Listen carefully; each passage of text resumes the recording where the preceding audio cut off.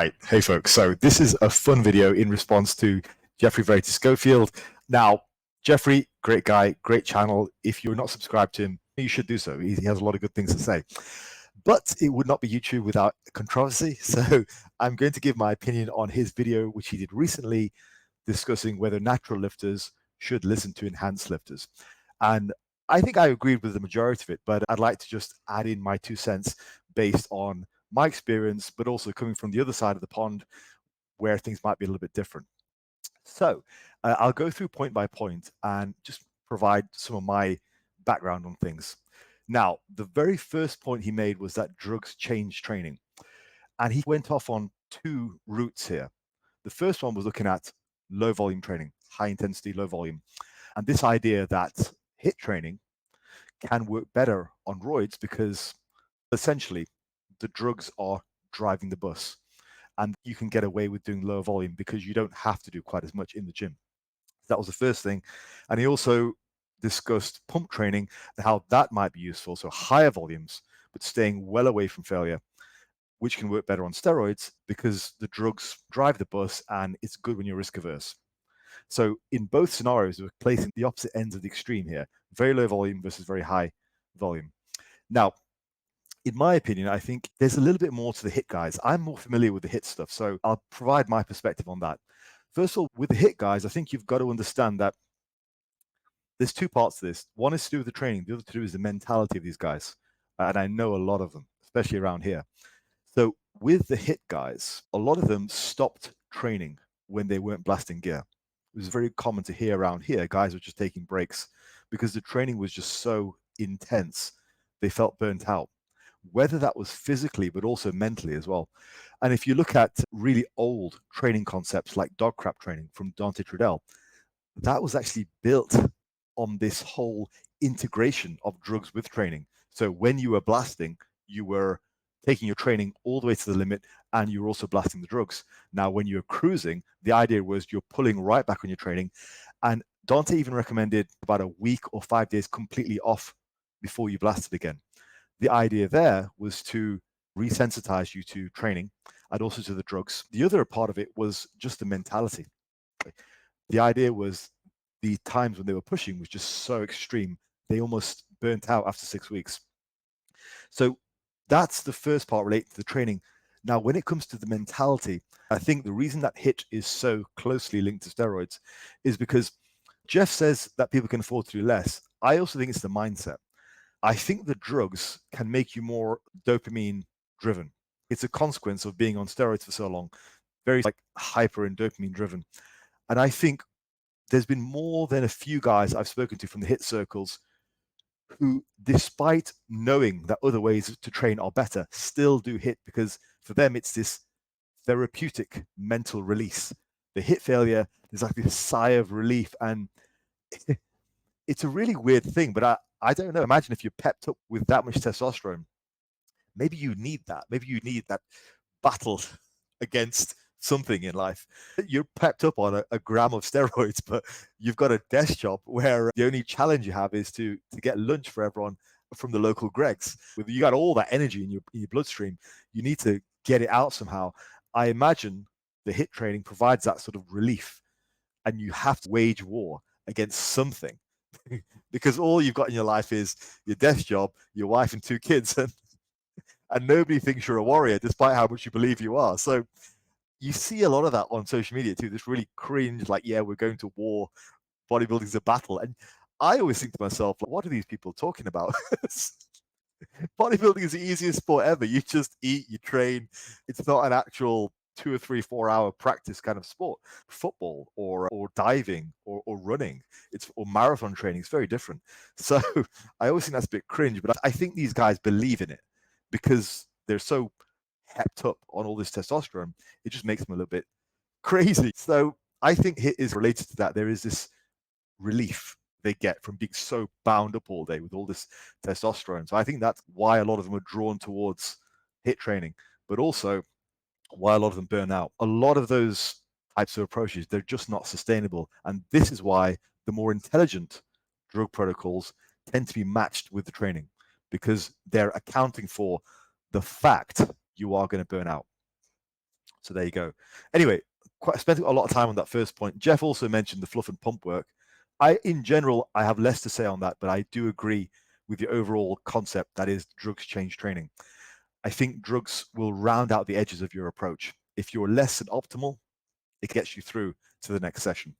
So the second point was regarding whether genetics and steroids are the same in the sense that they give you the same advantages. Now, he made the point that natties know their shit. Yeah, I think if you see a big natural, then yeah, they usually know what they're doing. They've gone through the grind.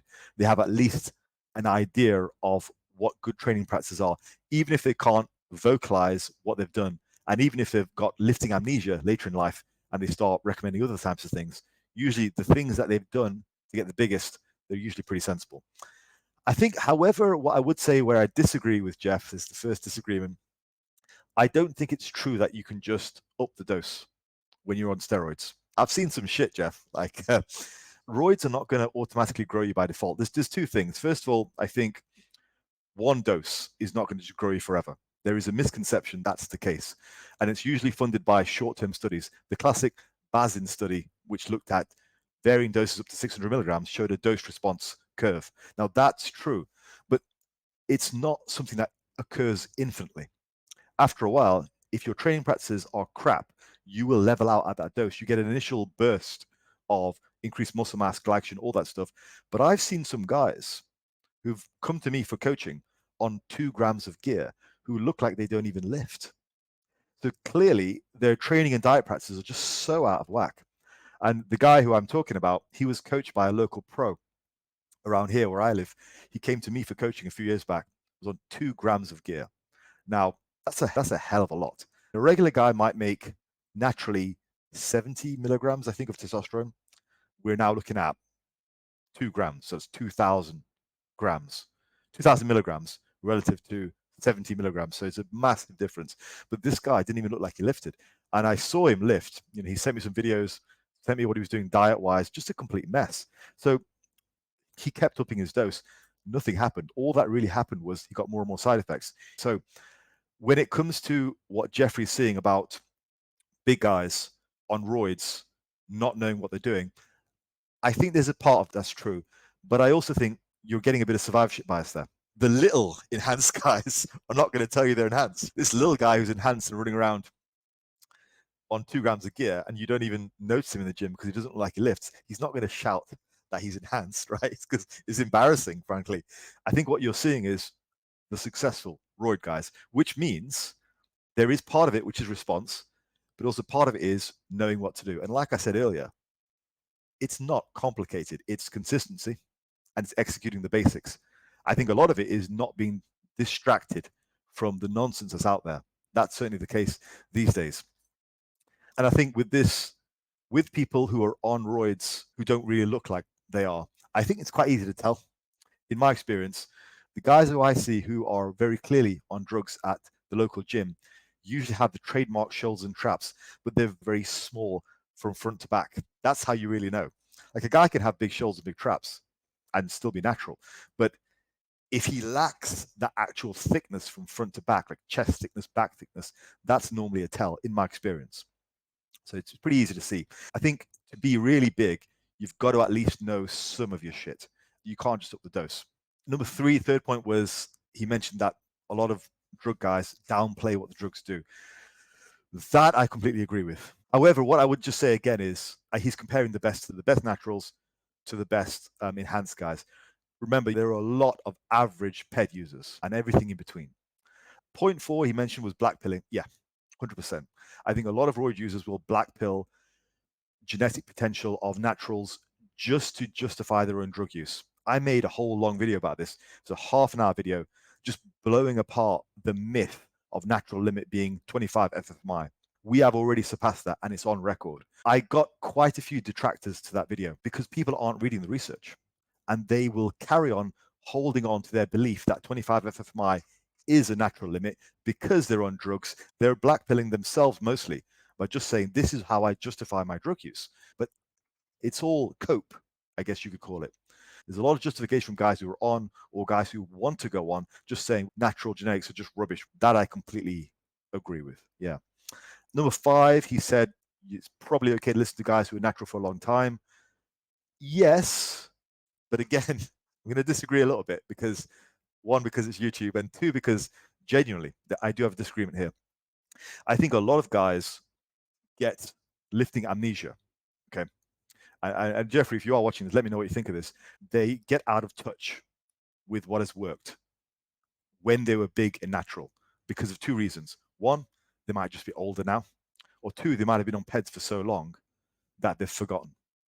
There's a lot of people with lifting amnesia. I'll give you a classic example, which I've said many times on this channel. Guys who have gotten a lot of size from bulking, like heavy bulking, will then turn around once they've gotten all that size and say, no, guys, you shouldn't bulk. It's bad for you. You should gain like this, gain real slow, gain real controlled, do very controlled bulks and cuts, which all sounds good in theory. But that's not how they did it. So it's a lie. It's a lie. Like, I get it. You're trying to protect people. But what you're telling them is just theory. You've not proven it yourself. All you've done for yourself is you bulked massively, either year on year or over the course of 10 years, then did a cut, got into shape. Great. And now you're recommending everyone do small cuts and bulks because it was uncomfortable for you. Okay, it was uncomfortable, but that's the reality, isn't it? That's the reality. So I think people, lifters, older lifters, or well, everyone really, older and younger, everyone to a certain extent has lifting amnesia. I try to catch myself whenever possible. I try and stick to reality. I think reality is very important. Respecting reality is super important. You might get to a point where you are a lifting authority and start to come out with all kinds of ideas about what might work. But if that's not what you actually did, then you're using your position of authority and abusing it. So I agree with point 5. Guys who are natty for a long time can sometimes be trusted. I would just point out a lot of lifters, YouTubers, tend to have lifting amnesia. I think that's something that's not talked about enough. What actually got you to the point where you are now, so that people know your face, know your name, is sometimes different. I think with Geoffrey, it's maybe not something he has considered because Geoffrey is in it right now. He is in the zone. Like, he is currently building and getting stronger and getting bigger. And look at what he does. Big bulks, big cuts, trains with reasonable to high amounts of volume, very high intensity. That is the basis of what work, because he's living it now. He gets it right because he's actually doing it now. I think with some guys, there's lifting amnesia. Anyway, the last point 6, what really matters. I do agree with this. I think and something that I've said on my channel, which has become my catchphrase, is your only loyalty is to your results, not to me, not to Geoffrey, not to anybody else. We are just guys on a screen. Okay. You need to figure out what works for you and stick to that. Your logbook is your best friend. It was for me when I was coming up. Okay. Figure out what works for you. And I will be doing a video on one particular topic which relates to this soon. And this idea of you must respect reality. Theory means nothing. Evidence, science, it's nothing in the face of your reality. And I know that's a strong statement because people will recoil and go, you must respect evidence. No, I fucking don't. My logbook is what I need. That's the results. That's reality. I respect that a lot more. I think what really matters is just what works for you. Okay. But a really good video by Geoffrey. I'll link the full video below. Support him. Go buy his book. It's a good book. I bought it a couple of years back. And I will speak to you guys in the next one. Peace out.